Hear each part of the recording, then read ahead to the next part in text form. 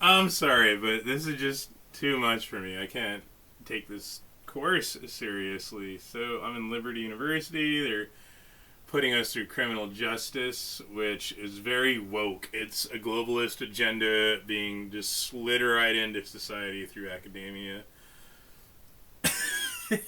So it's about restorative justice, right? So that's a psychological manipulation in itself. That's a subversion. The term restorative implies that it was taken, it was absent, it was deficient, and so it needs to be restored. What? The fuck? I don't know what clever genius just knew that gullible morons would be like, restorative justice. We gotta restore the justice. It's been insufficient for a very long time. Really? Really, we're in a decline, civilization and society wise. We're in a significant decline. There's an increase in crime, increase in STDs, drug overdose death rates, incarceration, single parent households, homicides. Even without the incarceration, somehow less incarceration with these policies is causing more homicides and rapes and robberies, etc. Um, no, that's justice. We're restoring justice by screwing over the good people on behalf of the bad people. But only if they're black. If they're white, then they are guilty of the crime of self-preservation while white. Like that's in this a lot, and these are very pro marijuana. Bowman Haley, they're not subtle about it to anyone who exercises critical thinking, but this is a Christian university, so not a lot of critical thinking, right? These morons are like, yeah, it's medicinal, and marijuana laws are racist. Jesus hates racism. Like, they're so easily brainwashed. And I guarantee this sort of thing likely has an influence on that woke police officer who's like, yeah, it's a harmless drug.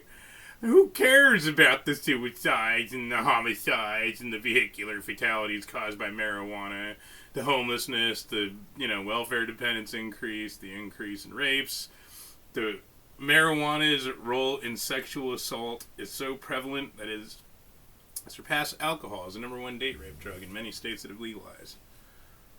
Harmless. The guy at the university or the church or just fill in the blank Facebook told me so.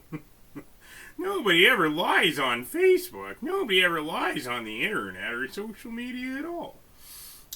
I don't get that. Just on a side note, I don't get that in itself. How is the government so stupid that they're falling for this? Right? They're being influenced by the stupidity of the masses through Facebook and just social media in general. I don't buy that. I think the government is malicious in its intents. It's against its own people with marijuana legalization, etc.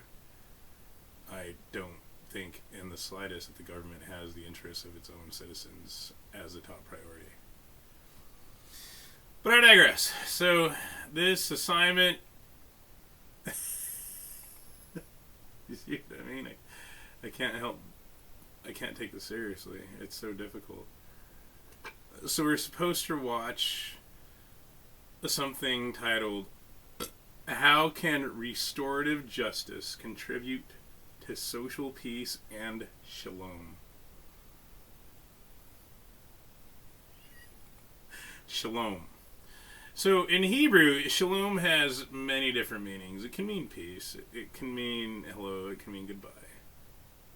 Shalom, shalomcha. It can mean peace be with you. But if it means peace, why are they saying peace and peace just in Hebrew in a different language? They're grifting, they're scamming, and they're laying it on so thick they had to throw in the Hebrew to increase the potency of their scam effect, right? Ooh, shalom. Oh, that means we should let all the black criminals out of prison in the name of social justice. Shalom.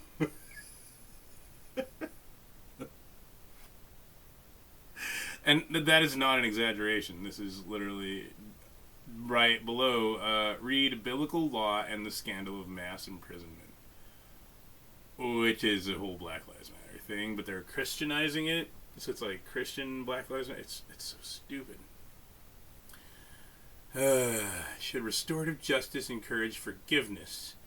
Can restorative justice be applied to any crime? This is pure mental diarrhea. And the discussion thread, which is due today, is I will participate in a thought experiment by allowing biblical thinking to serve as a blueprint for criminal justice practices. Imagining a system that administers justice through restoration rather than retribution. So that in itself is a contradiction. Biblical justice in the Noahide laws and the law of Moses is all about retribution. Eye for an eye, tooth for a tooth. If a man sheds blood, may his blood be shed. Right? Like capital punishment for homosexuality, for adultery, fornication, etc. So they are lying right off the bat. In that first sentence, the Christians are saying, oh, well, all these things in the Bible that we stole but don't agree with, they just don't apply. We're here to tell you that the Bible says this, and anyone who disagrees with us is wrong. Even though we're ignoring all these things that prove us wrong. Brainwashing. Cognitive dissonance. No critical thinking. Do they even read their own Bible?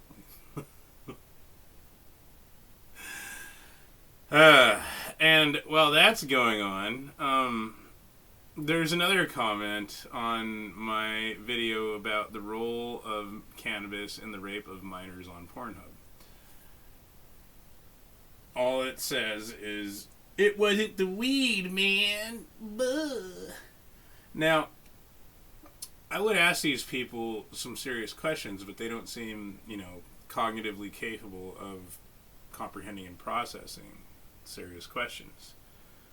I would ask, well, how do you know it wasn't the weed? What did you apply the scientific method, process of elimination? Are you psychic? Are you telepathic? Are you a time traveler?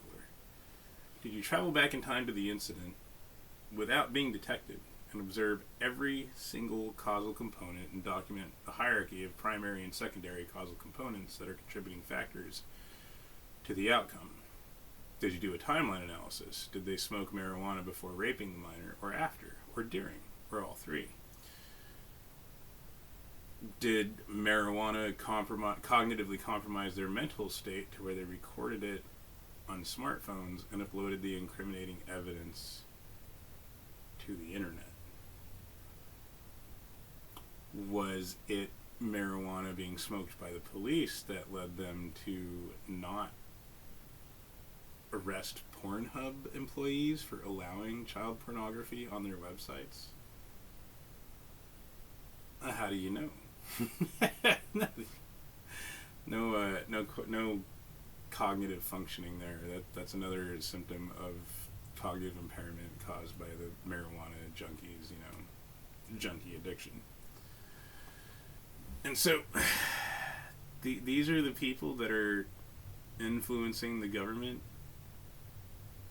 People who say stupid and dishonest things on social media and brainwashed morons.